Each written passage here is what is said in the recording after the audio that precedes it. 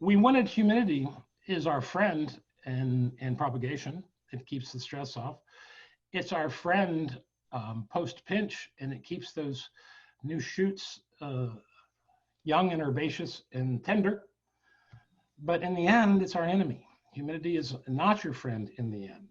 Humidity can bring you lots of problems. It can bring you what we just talked about, is reduced transpiration, inhibition of moving heavy cations into the plant, iron, calcium, magnesium, all limited by limited transpiration. They really depend on that pump to really move themselves effectively to the top of the plant.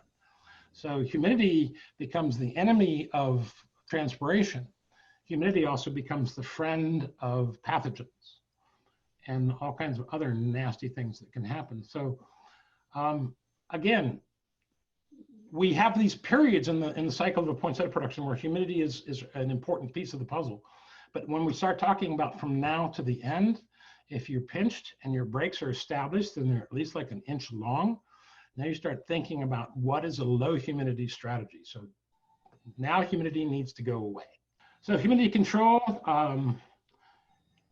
there's multiple ways to do dehumidification. There's, if you have environment computers, depending on the nature and your flavor of computer system, there are multiple ways to approach this. Whether you're talking about a maintained contiguous vent, a purge process where you purge, you blow humidity and heat out and then close and warm up the drier, cooler air.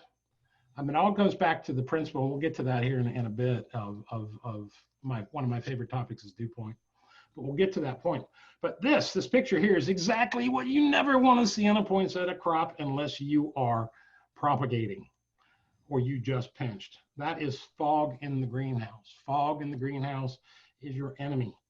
It brings botrytis, it brings mildew.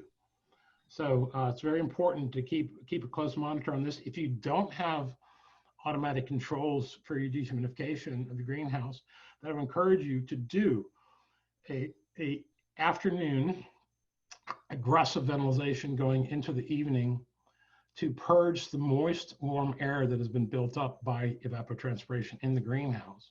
Replace it with cooler air outside before you go into closed up for the night mode. But again, depending on your environment controls, and that's something that we can engage you guys, you know, if you have questions on this, because it can be complicated depending on your facility, but a critical piece of the puzzle.